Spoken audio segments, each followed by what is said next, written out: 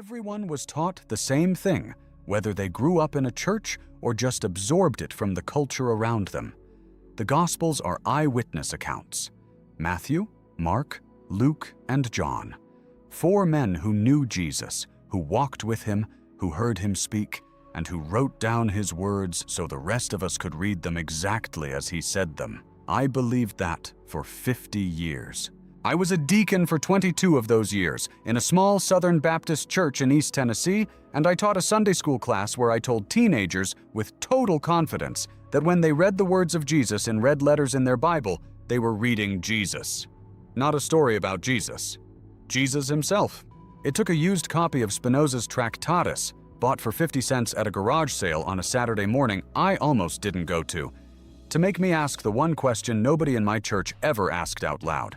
What language was Jesus actually speaking? And once I asked that question, I couldn't stop pulling the thread. Now here's the thing. If you've never asked that question either, I'm not blaming you. Almost nobody does. It's not because the answer is hidden. It's because the answer is sitting right there in plain sight, and it's just easier not to look at it.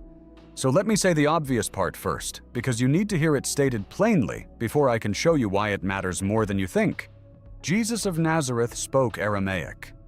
That's not a controversial claim. It's not something only skeptics say. It's in the Gospels themselves.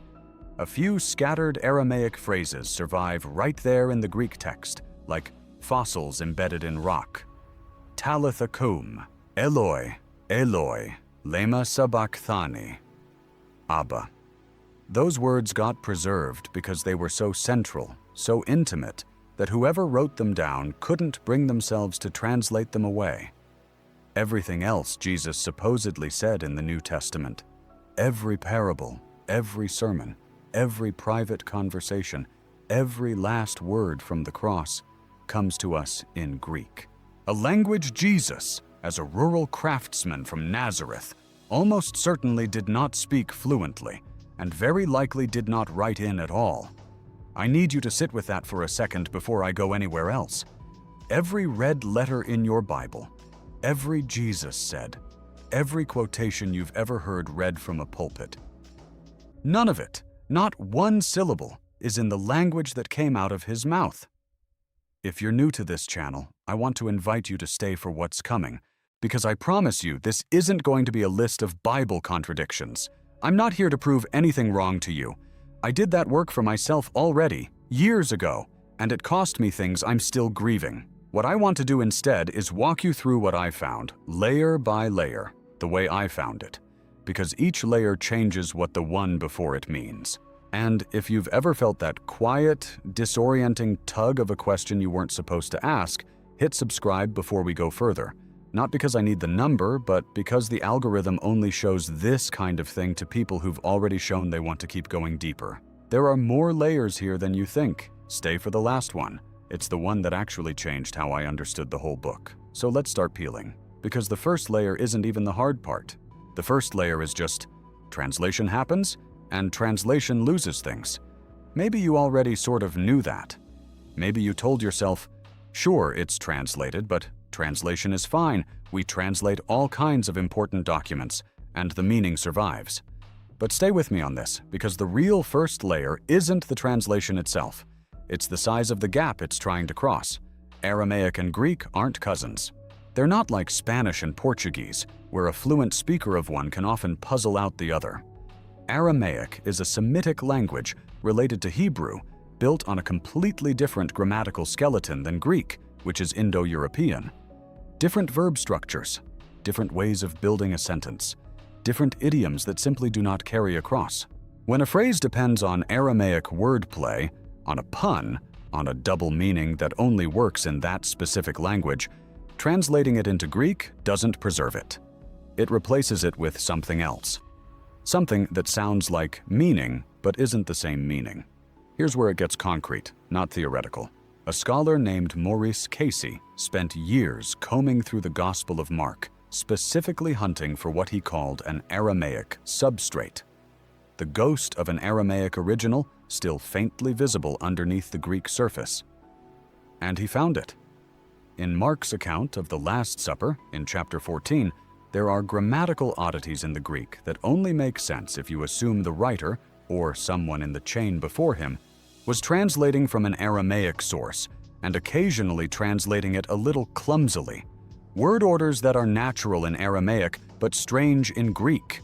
Phrases that read like someone trying to render an idiom that simply doesn't have a Greek equivalent.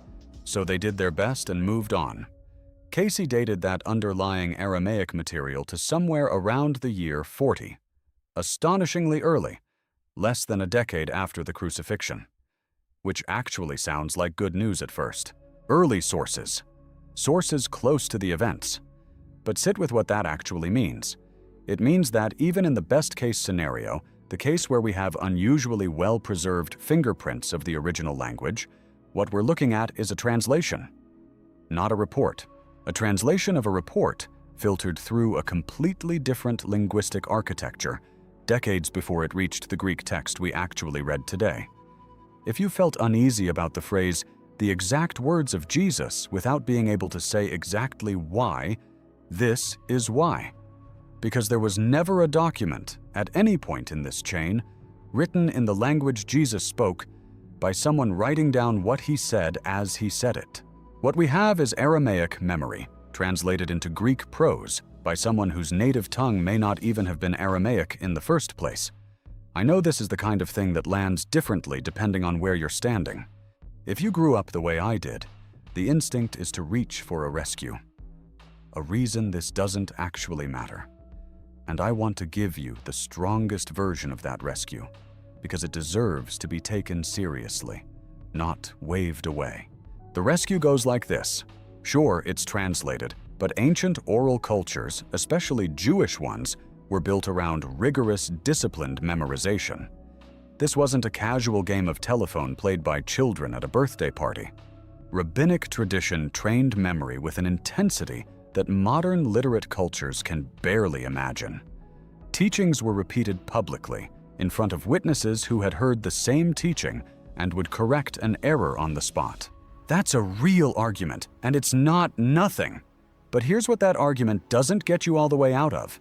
Even a perfectly memorized Aramaic saying still has to survive translation into a structurally different language before it reaches the page. High-fidelity oral transmission solves one problem: the problem of a story mutating as it's retold. It does not solve the other problem: the problem of a saying, however faithfully preserved in Aramaic, being poured into a Greek mold that was never built to hold it. You can have perfect memory and imperfect translation at the same time. Those are two separate leaks in the same pipe, and fixing one doesn't plug the other. There's another piece of this first layer that I think about often, and it rarely gets mentioned at all. Jesus grew up in rural Galilee, the son of a craftsman, in a part of the world where literacy was rare and precious. A historian named William Harris, who spent years studying literacy across the Roman world, put overall literacy somewhere around 10 to 15% among free men in the cities of the empire. And lower still, maybe 3 to 5% in rural provinces like Galilee. Jesus and the men closest to him were, by every reasonable estimate, part of an oral culture in the fullest sense. People who spoke, argued, taught, and remembered, but who very likely could not sit down and write polished literary prose in any language, let alone a second one. Whoever eventually composed the Greek Gospels was almost certainly not one of those men. He was someone else entirely. Educated, literate, comfortable in Greek rhetorical style, receiving this material secondhand at best, and doing his honest best to render it faithfully. That's not a small detail sitting off to the side. That's the seam where the whole translation problem actually happens, and I want you to have that picture in your mind for everything that comes next, because it only gets more important from here, not less. If you want to go deeper into this than I have time for in one video, this is exactly the kind of material I put together in something I call the Spinoza Forever Library. 5 volumes of the research that shaped my own thinking, for anyone who wants the fuller picture instead of the 15-minute version. I'll come back to that later. For now, I want to keep walking you through the layers, because the next one is heavier than this. That's the end of the first layer, and I want to be honest with you about what that layer means and what it doesn't. It doesn't mean Jesus didn't say meaningful things, or that everything is lost, or that the Gospels are worthless. What it means is that the words in front of you have already survived one significant crossing before you ever opened the book. That's layer 1. It's real, and it's more than most people are ever told. But it is not, I promise you, the worst part. Because of this first crossing, a second question opens up. And it's a harder one. Because a translated saying is still, in some sense, a saying. Something Jesus is recorded as having actually spoken, on some specific occasion, filtered through Aramaic to Greek translation. But that assumes the saying reached the page directly from someone who was there to hear it. And that assumption is where the next layer starts to give way. And here's where it gets uncomfortable. Because the deeper problem isn't just what language the words passed through, it's how long they sat in human memory, in an oral culture, in the wrong language, before anyone wrote a single word down. Scholars date the Gospel of Mark, the earliest Gospel, the one Matthew and Luke both leaned on heavily, to somewhere around the year 70. Jesus was crucified around the year 30, maybe 33. That's a gap of roughly 40 years between the events and the first written account of them. 40 years. Think about what you were doing 40 years ago if you're old enough, and think about how confident you'd feel handing someone your memory of a conversation from that long ago and calling it a word-for-word transcript. Now, layer the language problem back on top of that gap, because this is where it compounds instead of just adding up. For 40 years, the memory of what Jesus said was carried in Aramaic, inside communities that were oral, scattered, and under real pressure. Persecution, displacement, the destruction of Jerusalem itself in the year 70, which happened around the same time Mark was likely being composed. And then, at some point in that process, someone, we don't actually know who, took that 40-year-old Aramaic-shaped oral memory and rendered it into literary Greek. Here's the detail that used to just sit in my notes for years before it actually landed for me the way it should have. The Gospel of Mark itself never says who wrote it. Neither does Matthew. Neither does Luke. Neither does John. Open the earliest Greek manuscripts we have, and there is no name attached to any of the 4 Gospels. No by Mark, no author's signature, nothing. The titles you've seen your whole life, the Gospel according to Matthew, the Gospel according to Mark, were not part of the original texts. They were added later by the Church as these documents were being sorted, copied, and eventually assembled into what would become the New Testament. Bart Ehrman, who spent years working through exactly this material, lays it out clearly in his book, Jesus. Interrupted. The traditional authorship labels weren't attached to these texts until roughly the year 180. More than a century after the events they describe. A church father named Papias, writing around the year 110, gives us the earliest outside reference to any gospel author at all. And even he, quoted later by the historian Eusebius, admits that the man he's calling Mark had not heard the Lord, nor had he followed him. Papias is defending Mark's reliability, not questioning it, and even his defense concedes that whoever wrote this text was not an eyewitness. He was, at best, someone working from someone else's account. So hold both of those things in your hands at the same time, because this is where layer 2 actually lands, and it's heavier than layer 1. 40 years of oral memory in a language different from the one it was written in, carried by communities under strain, and then set down by authors so removed from the events that the Church itself, generations later, wasn't entirely sure who they were or what to call them. This isn't translation anymore. This is translation stacked on top of a 40-year memory gap. Stacked on top of anonymous authorship. 3 separate distances, each one widening the one before it. If you've ever felt that specific kind of vertigo, the moment you realize a thing you assumed was solid ground is actually just another layer of something else, That's exactly the feeling I want to name for you here, because I remember it precisely. It's not anger yet. It's not even grief yet. It's just a strange, quiet dizziness, like the floor tilted 2 degrees and you're trying to figure out if you imagined it. I promise you, it's not 2 degrees. Go back for a second to that line I said near the beginning, that every red letter in your Bible is a quotation from someone who wasn't speaking Greek in the first place. I said it almost like a technical footnote back then, something a little unsettling but survivable.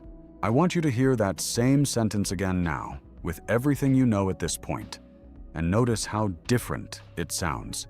It's not just that the words were translated, it's that the words were translated by someone we can't name, working from a memory that had already traveled 40 years through an oral culture under siege, in a language that wasn't the one Jesus used.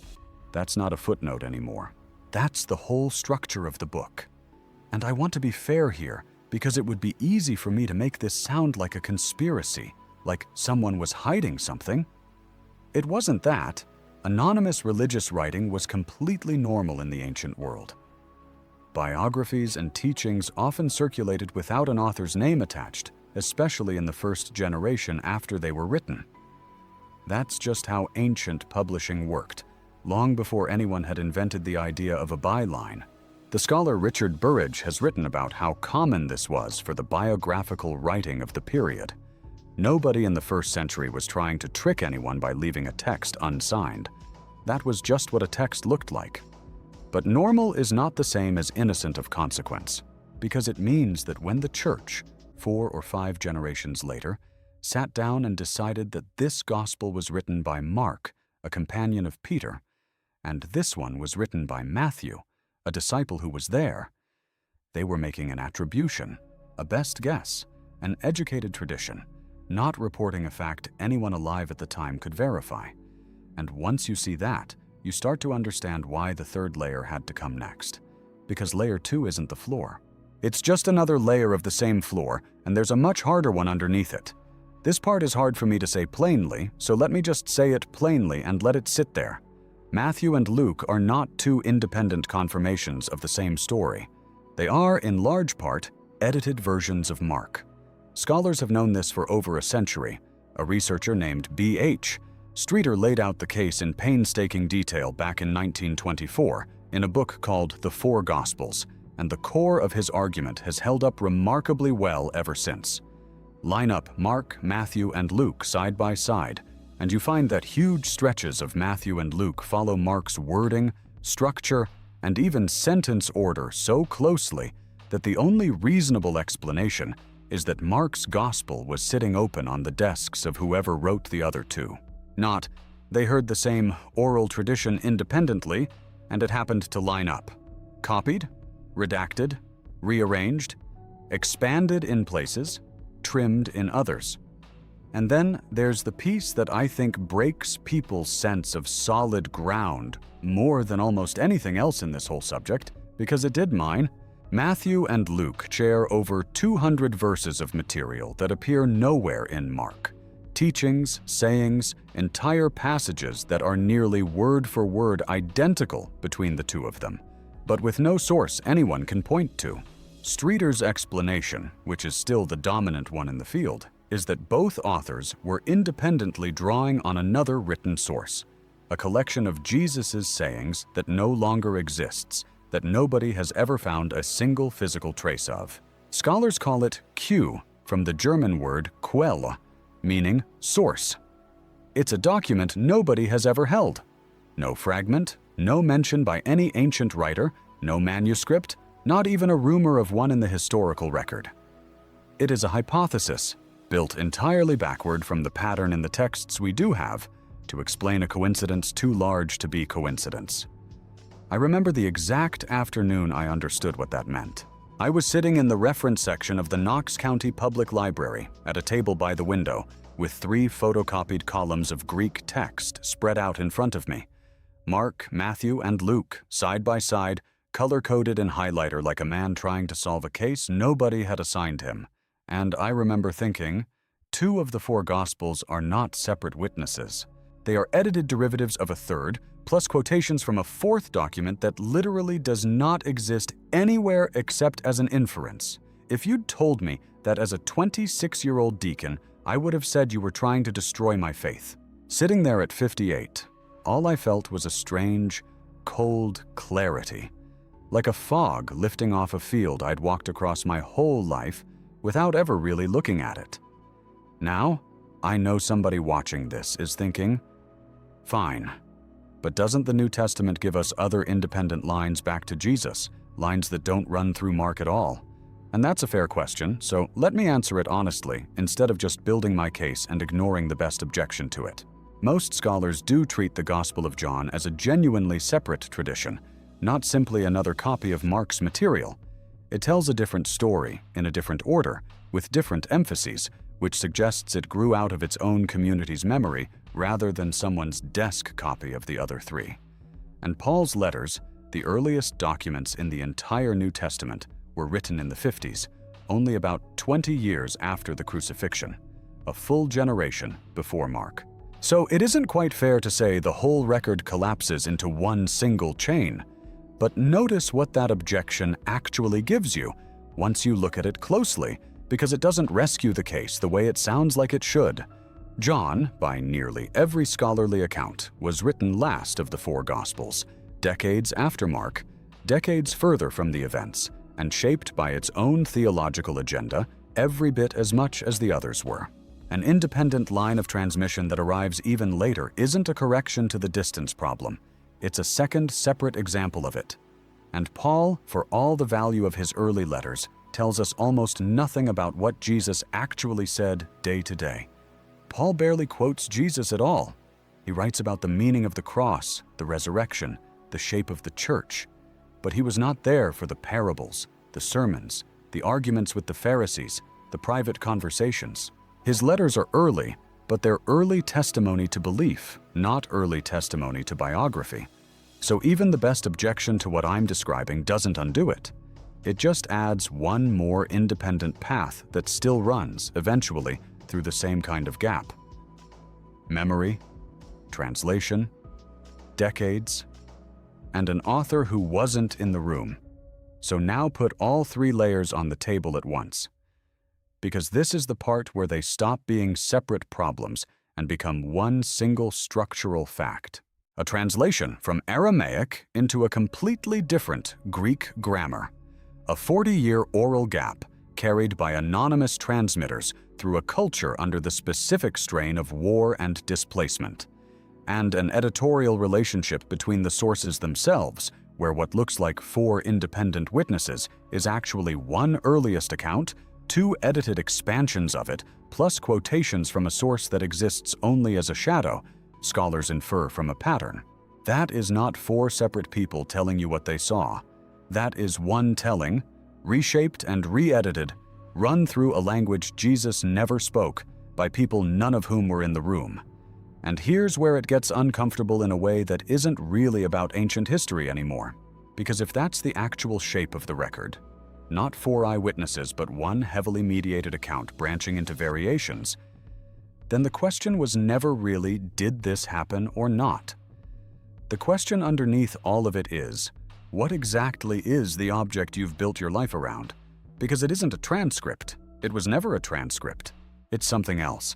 And most of us were never told that plainly, not once. Not by anyone who was supposed to be teaching us the truth about it. I want to take you somewhere personal for a minute, because I think this only means something if I show you what it actually costs, not just what it proves. For most of my adult life, the word I said more than any other word in my private prayers was Abba.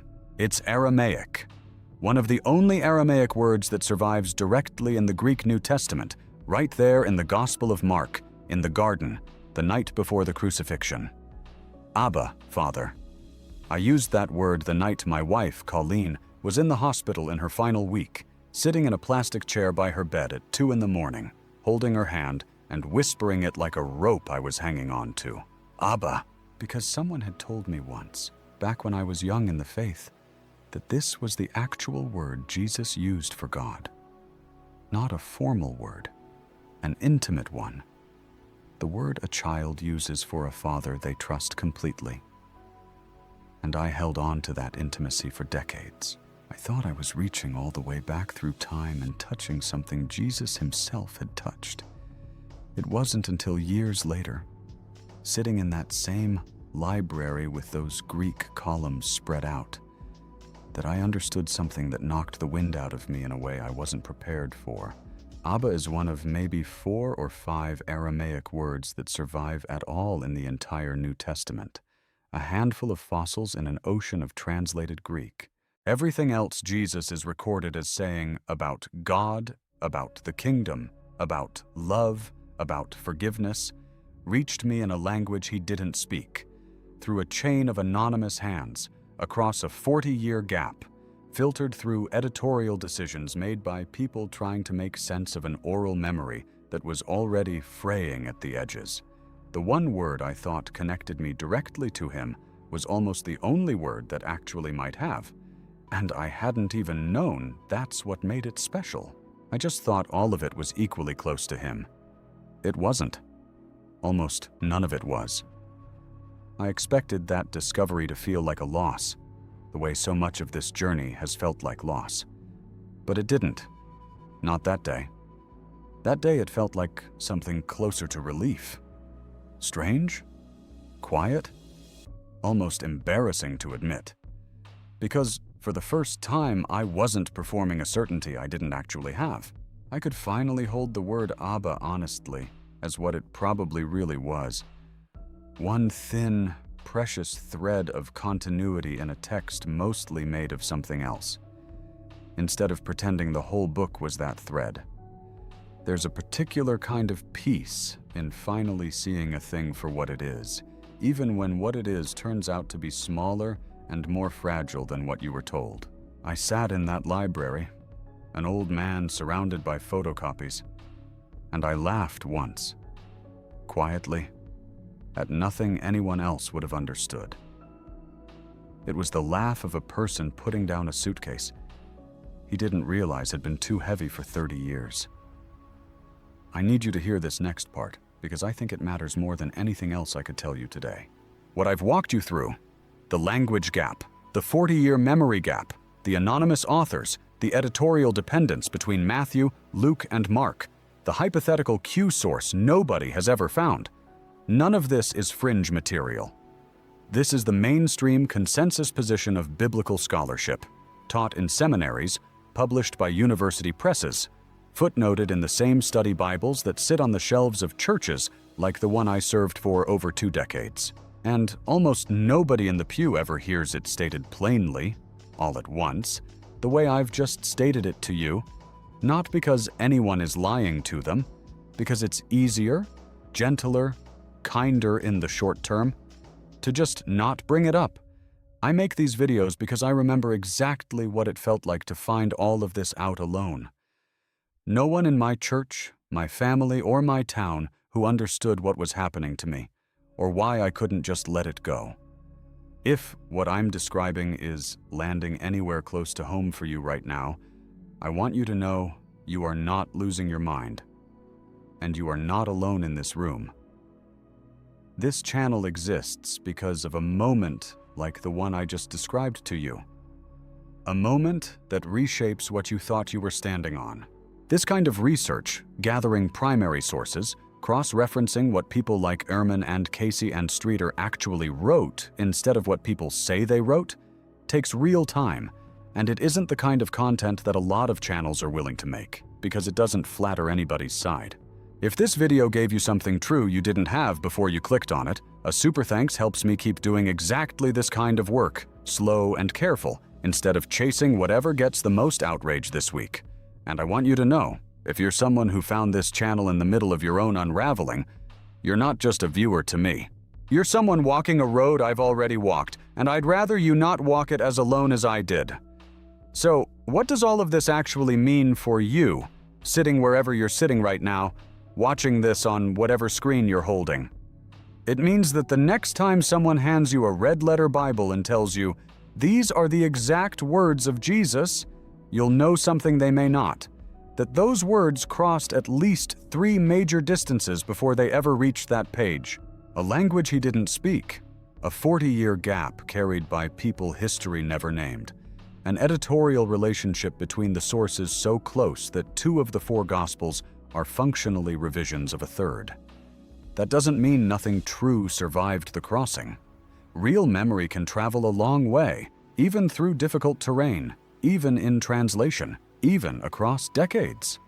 But it does mean the word exact was never the right word. It was always a comforting word, not an accurate one. Here's the truth of it, plain, the way I wish someone had said it to me 40 years ago instead of leaving me to find it alone in a library at 58. You were never holding a recording. You were holding what survived. Filtered, translated, remembered, edited, and finally written down by people who loved this story enough to pass it on, even without ever having heard it in the only language it was first spoken in. That doesn't make it worthless. It makes it human. And there is a strange, hard-won kind of dignity in loving something for exactly what it actually is instead of what you were told it was. I didn't lose Jesus the day I understood all this. I lost a version of him I'd built out of a certainty nobody could actually give me. What's left underneath that is smaller, harder to hold on to, and somehow, on the good days, more honest than anything I believed for the first 50 years of my life. Make of that what you will. I'd love to know where you landed on this one. Which layer actually got you? Was it the anonymous authorship? The idea that Matthew and Luke are largely edited versions of Mark? Or the fact that a whole source called Q is basically a scholarly educated guess with no physical document behind it at all? Tell me in the comments which layer you didn't see coming, and tell me if you ever had a moment like mine in that library where one detail quietly rearranged everything else around it. I read every comment on these videos, even the ones that disagree with me, because this only works if it's a conversation and not a lecture. And if any part of this made you want to go further than a 15-minute video can take you, I put together the research that shaped a lot of my own thinking into something more complete. I call it the Spinoza Forever Library. 5 volumes, and there's a link in the description and in the comment I've pinned below. It's not a sales pitch, it's just where I put the longer version of this work, for anyone who wants to sit with it the way I sat with those photocopies at that library table all those years ago. I'll leave you with this. Somewhere in Galilee, 2,000 years ago, a man said something in Aramaic to a small group of people who loved him. What reached you, all these centuries later, is not a photograph of that moment. It's more like a candle passed hand to hand through a very long, very dark hallway, each person doing their honest best not to let it go out. Some of the light is still there, some of it isn't. And I think the bravest thing any of us can do is stop pretending we can't tell the difference and start asking what to do with the light that's actually left in our hands. That's the truth of it, as best as I've been able to find it. I'll see you in the next one.